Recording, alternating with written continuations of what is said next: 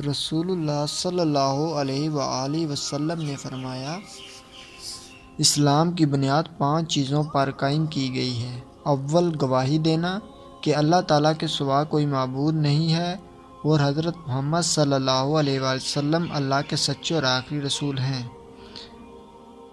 اور نماز قائم کرنا اور زکوٰۃ ادا کرنا، حج کرنا اور رمضان کے روزے رکھنا۔ صحیح بخاری کی حدیث نمبر 8۔ رسول صلی اللہ علیہ وآلہ وسلم نے فرمایا کہ میرے گھر اور میرے اس منبر کے درمیان کا حصہ جنت کی کیاریوں میں سے ایک کیاری ہے۔ صحیح بخاری کی حدیث نمبر 1195۔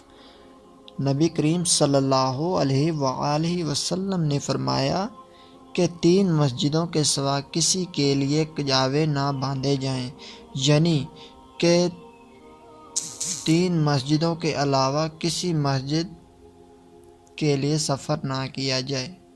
پہلی مسجد مسجد حرام، دوسری مسجد رسول صلی اللہ علیہ وآلہ وسلم کی مسجد، اور تیسری مسجد مسجد اقصی یعنی بیت المقدس۔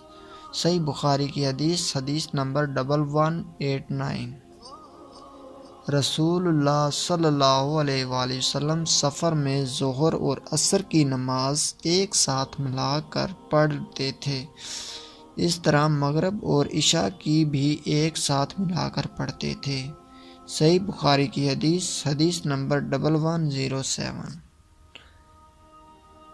نبی کریم صلی اللہ علیہ وآلہ وسلم سفر میں اپنی سواری پر ہی رات کی نماز اشاروں میں پڑھ لیتے تھے، خواہ سواری کا رخ کسی طرف ہو جاتا، آپ صلی اللہ علیہ وآلہ وسلم اشاروں سے پڑھتے رہتے، مگر فرائض اس طرح نہیں پڑھتے تھے، اور وتر اپنی اونٹنی پر ہی پڑھ لیتے۔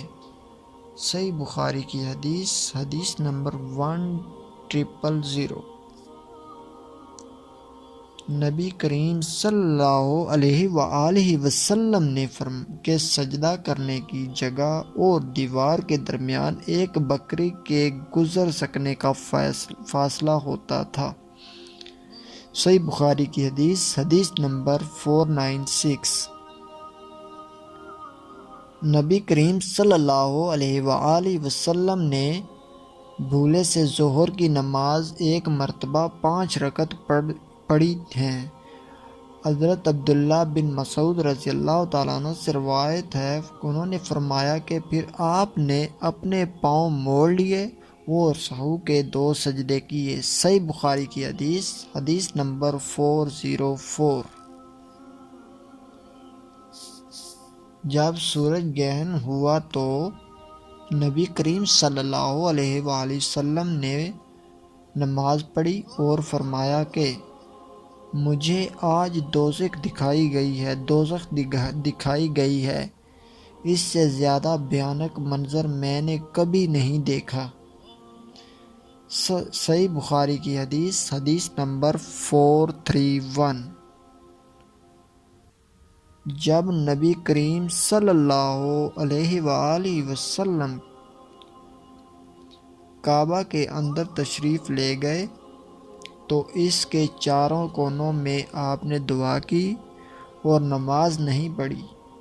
پھر جب باہر تشریف لائے تو 2 رکعت نماز کعبہ کے سامنے پڑھی اور فرمایا کہ یہی قبلہ ہے۔ صحیح بخاری کی حدیث نمبر 398۔